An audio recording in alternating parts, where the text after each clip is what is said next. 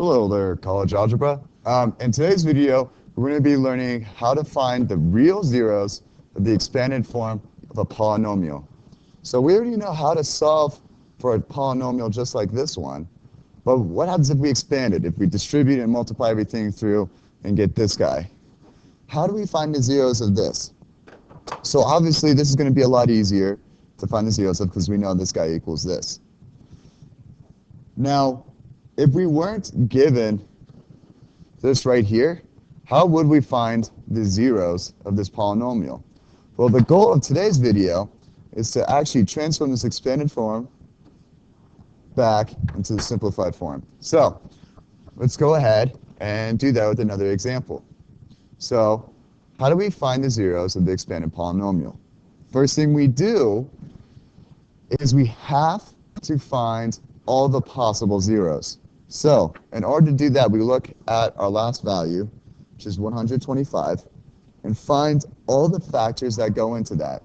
So 1 is a factor, 2 is a factor, oops, nope, 2 is definitely not a factor, 5 is a factor, not to be between 5 and 25, but 25 is a factor, and 125 is a factor.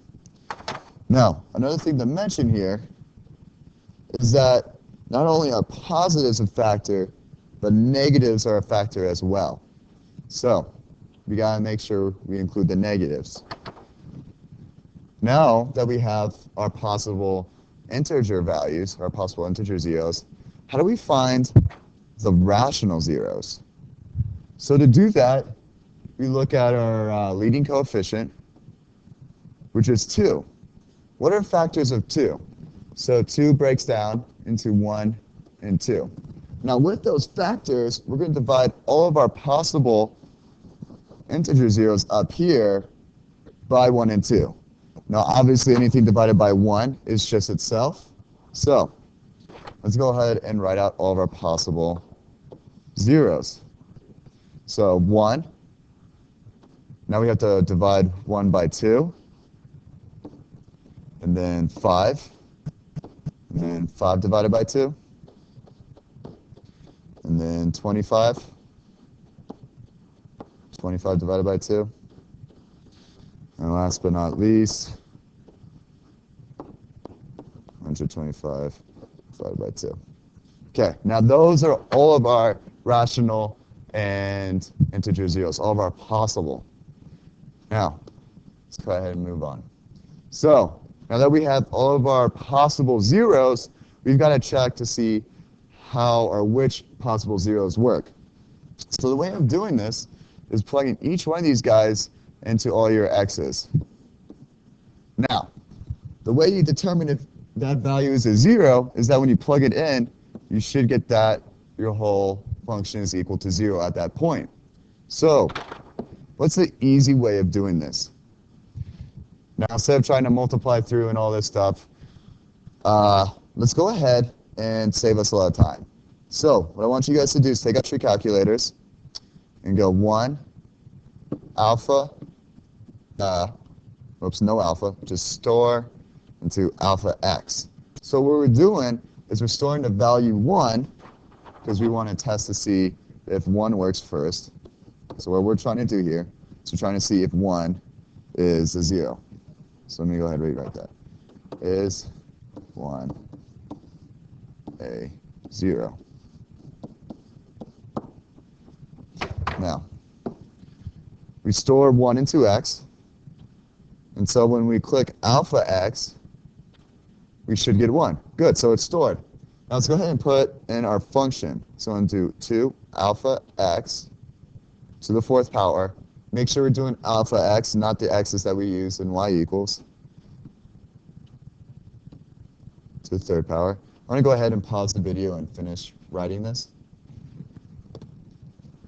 Okay, so we put in our function into our calculator. And so since we stored 1 to x, all these x values are actually 1. And so when we press enter, it's going to solve it for us. Okay, so we got 1 is equal to, when we put 1 into our function, we get to equal 216. So 1 is not a 0. Okay. But since we have two ones here, remember we have a positive and a negative. Let's go ahead and try negative 1. Is negative 1 is 0? So what we do, select negative 1, click the STO button, that STO arrow, then alpha x. And so when you click alpha x, you should get negative 1. Good. So you click second enter, second enter. And now this is why this is going to save us so much time, because instead of having to replug everything back in, what we do is press enter, we get our solution. And so we get that negative 1 is a 0. Okay, but now that we know that negative 1 is a 0, what do we do next?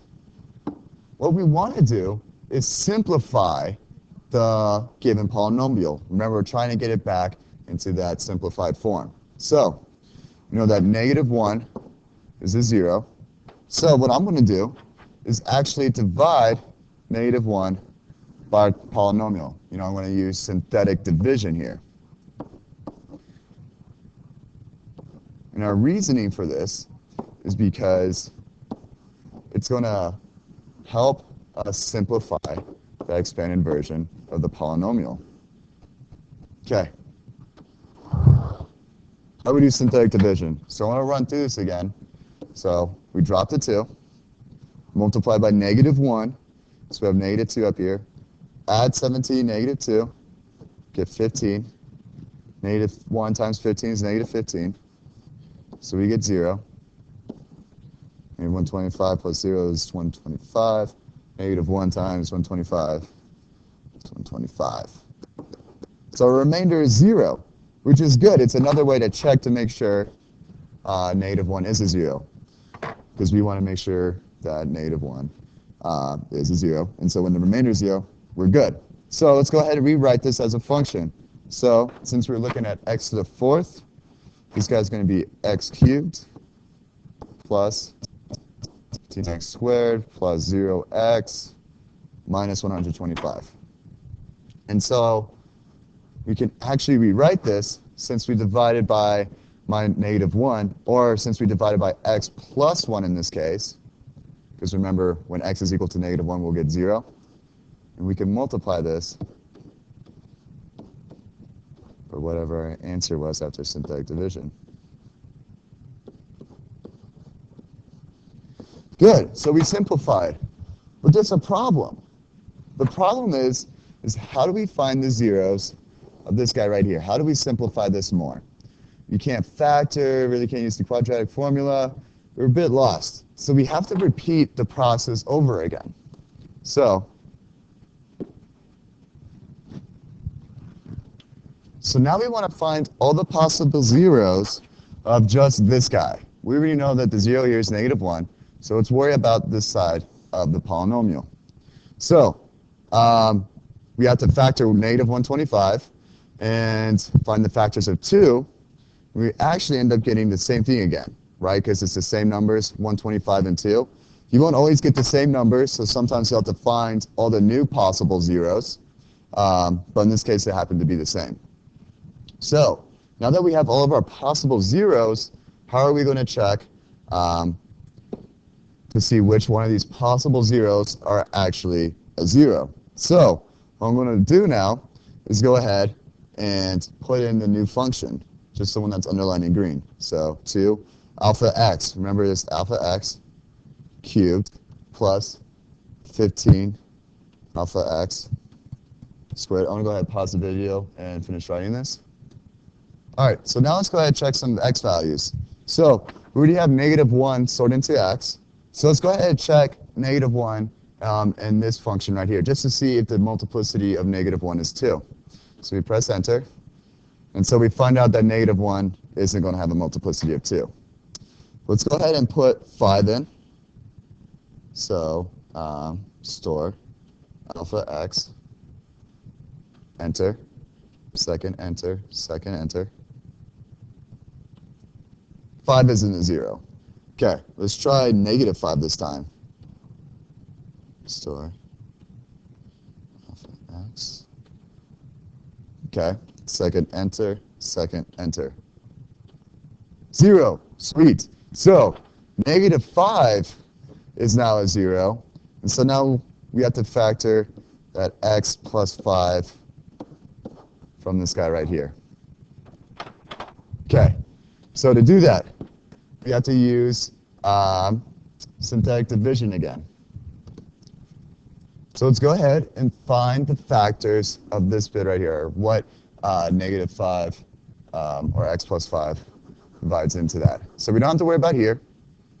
And remember, in the previous slide, we found that -5 was a 0, so we're going to divide by this, but since we're just going to use synthetic division, we'll divide by this guy. So divide by the 0, rewrite this. Don't forget that 0 for x. Okay, so let's go ahead and solve this guy. Drop the 2. I'll go ahead and pause the video now since you guys know how to synthetically divide. Okay, so after we synthetically divided, we found that our remainder was 0. So it's just another check to make sure -5 is actually a 0 of our polynomial. So we divide this all by x plus 5, get 2x squared plus 5x minus 25.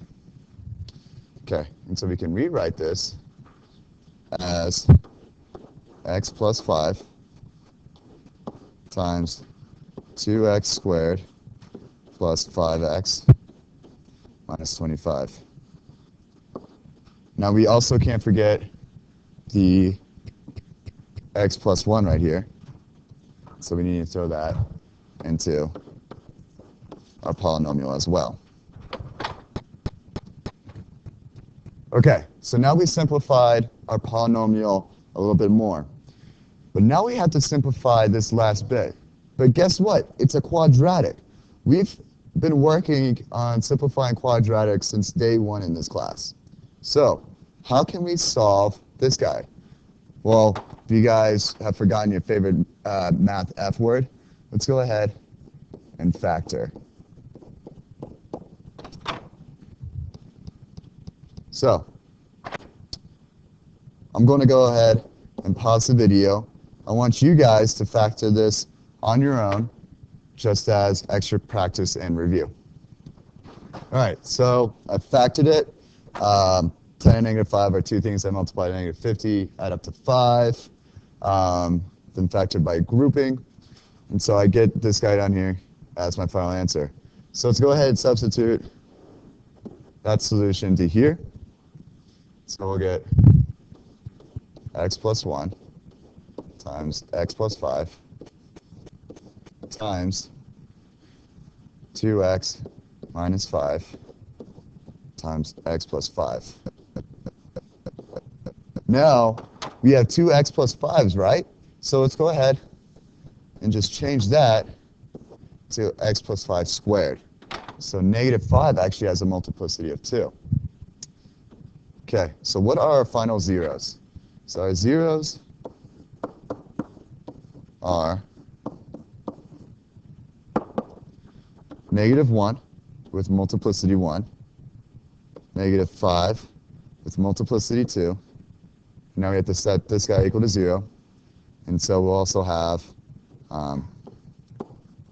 5 halves with multiplicity 1. Okay, so that's how you find your zeros of an expanded polynomial. So below the link for this video, there are nightly questions I'd like you guys to answer. Please come prepared for class by answering those, and I'll see you guys next class.